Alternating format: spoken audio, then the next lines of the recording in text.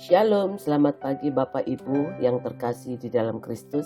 Sebelum kita membaca dan merenungkan firman Tuhan untuk mengawali aktivitas kita hari ini, mari kita satu dalam doa.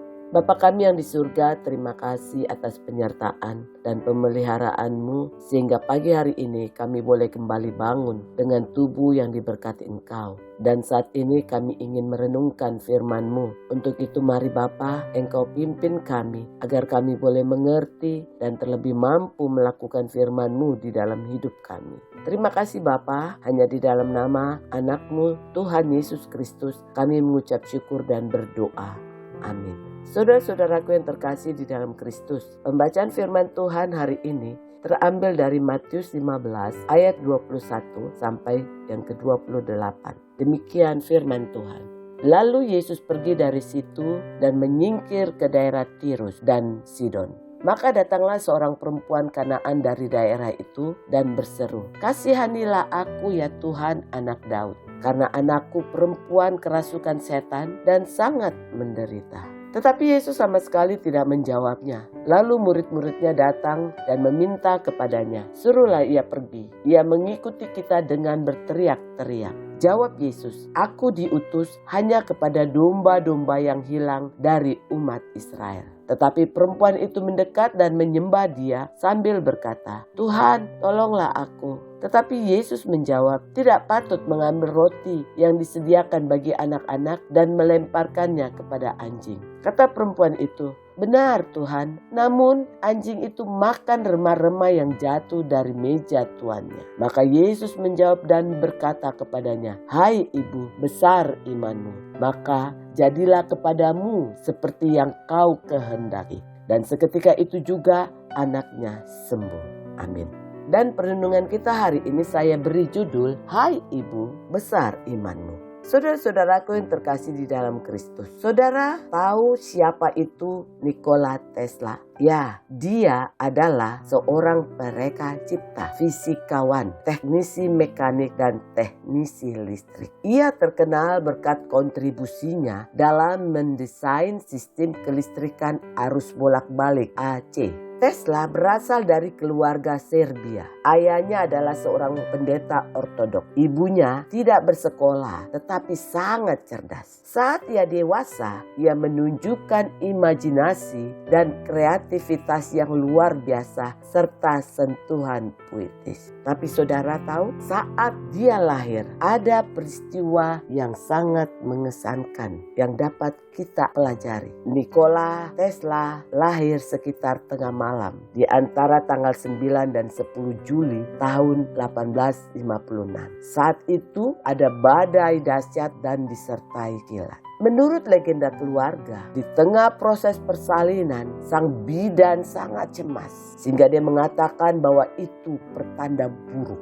bahwa anak ini akan jadi anak kegelapan. Namun saudaraku tahu, sang ibu membalasnya dengan iman dengan berkata, "Tidak, ia akan jadi pelita atau penerang." Nah, saudara-saudaraku, siapa yang tahu ternyata apa yang diperkatakan oleh ibunya dengan iman terjadi. Tesla akhirnya dikenang sebagai seorang fisikawan, teknisi listrik yang berjasa dalam mendesain sistem kelistrikan arus bolak-balik. Ini berkaitan dengan penerang atau pelita. Jadi saudaraku, mari kita selalu memperkatakan hal-hal yang baik dengan iman kepada anak-anak kita maupun kepada masa depan kita dan lain-lain. Karena dengan itu akan jadi sesuai dengan imanmu. Nah, saudara-saudaraku yang terkasih di dalam Kristus. Dalam Alkitab ada dua orang yang imannya dipuji oleh Tuhan Yesus. Yang pertama adalah iman seorang perwira Kapernaum. Kita baca dari Matius 8 ayat 10. Dan yang kedua, iman perempuan Kanaan yang kita baca dalam Matius 15 ayat 21-28 tadi. "Hai ibu, besar imanmu, maka jadilah kepadamu seperti yang kau kehendaki." Dari sedemikian banyaknya orang yang dijumpai Yesus selama dia melakukan karya pelayanan di tengah publik di muka bumi ini, siapa saja yang dikatakan olehnya sebagai orang yang mempunyai iman yang besar? Jelas bukan orang-orang Farisi munafik yang senantiasa mencari-cari kesalahannya. Mereka memproklamasikan kesalehan hidup dengan bibir mereka, namun hati mereka sungguh jauh dari Allah, alias omdo. Juga bukan para murid yang dipilihnya sendiri. Walaupun mereka telah meninggalkan rumah dan kehidupan rutin mereka demi mengikut Yesus, para murid Yesus, ketika mereka mendengar teriakan-teriakan perempuan Kanaan itu dan meminta kepadanya agar menyuruh dia pergi, itu menunjukkan kekurangan kepercayaan mereka tentang siapa Yesus itu.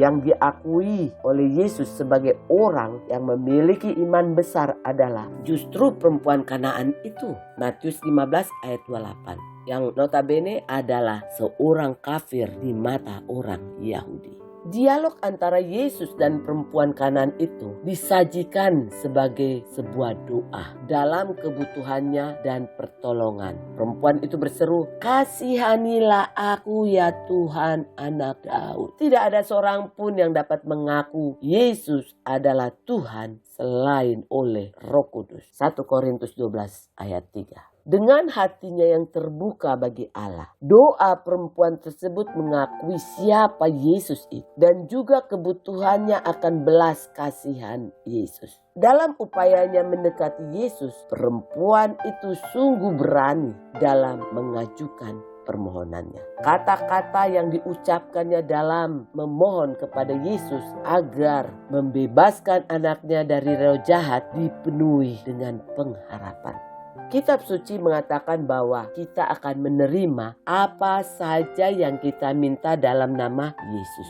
Saudara bisa baca dari Yohanes 14 ayat 13 dan 15 ayat 16. Keyakinan perempuan itu tidak tergoyahkan walaupun para murid kurang senang dengan kehadirannya di tengah keramaian orang banyak. Perempuan Kanaan itu juga tidak tersinggung oleh komentar Yesus yang awal. Matius 15 ayat 24 dikatakan, "Aku diutus hanya kepada domba-domba yang hilang dari umat Israel." Kita lihat dari pembacaan kita jelas bahwa perempuan itu tidak marah. Dia malah mendekati Yesus dan menyembah Yesus sambil berkata, "Tuhan, tolonglah aku." Tetapi Yesus menjawab, tidak patut mengambil roti yang disediakan bagi anak-anak dan melemparkannya kepada anjing. Namun perempuan itu sadar bahwa dirinya bukanlah termasuk rumah Israel. Namun ia maju terus penuh iman dan harapan. Renungkanlah betapa besar iman yang dimiliki oleh perempuan itu. Dan juga ketekunannya dalam bersyafaat untuk anak perempuannya. Ketika dengan penuh hikmat ia menjawab komentar Yesus di atas. "Benar Tuhan, namun anjing itu makan remah-remah yang jatuh dari meja tuannya." Sehingga saudara-saudaraku, orang-orang Yahudi termasuk para murid Yesus merasa jijik dengan perempuan itu. Maka dia termasuk orang yang termarginalisasikan dalam masyarakat karena ada dua alasan. Yaitu pertama, dia adalah seorang kafir non-Yahudi. Dan yang kedua, ia adalah seorang perempuan. Di sini Yesus ingin menunjukkan bahwa kasih-Nya untuk semua orang. Yesus tidak peduli yang namanya status sosial dan segalanya. Dia bahkan berupaya memimpin perempuan itu ke posisi yang lebih kuat dalam hal iman. Dan Yesus tidak bisa diatur-atur oleh berbagai prasangka dan praduga orang-orang yang berada di sekelilingnya. Dan karena iman perempuan itu kepada Yesus serta rasa laparnya akan kesembuhan anak perempuannya yang membuat dia tekun dan tak tergoyahkan. Sehingga untuk itu semua dia memperoleh ganjaran dari Tuhan, yaitu kesembuhan anaknya. Nah, saudara-saudaraku yang terkasih di dalam Kristus, seperti juga perempuan Kanaan dalam bacaan Injil hari ini yang meminta dengan sangat agar Yesus menunjukkan kuat kuasa ilahinya maka marilah kita melakukan pendekatan terhadap Yesus dalam doa. Bergembira penuh sukacita dalam setiap situasi dan mengakui bahwa Allah kita adalah Sang Maha Kuasa yang penuh kemurahan hati. Amin. Mari kita satu dalam doa. Bapa di surga, terima kasih untuk firman-Mu hari ini yang menguatkan kami bahwa Engkau mengasihi kami. Karena itu ya Bapa, curahkanlah rahmat-Mu pada hari ini agar kami dapat tetap setia pada firman-Mu. Dan kuatkanlah iman kami serta mampukan kami untuk dapat bertekun dalam berbagai pencobaan. Dan mengetahui bahwa dalam segala sesuatu Engkau bekerja demi kebaikan semua orang yang mengasihi-Mu. Amin. Demikian firman Tuhan saudara-saudaraku. Tuhan Yesus Kristus memberkati.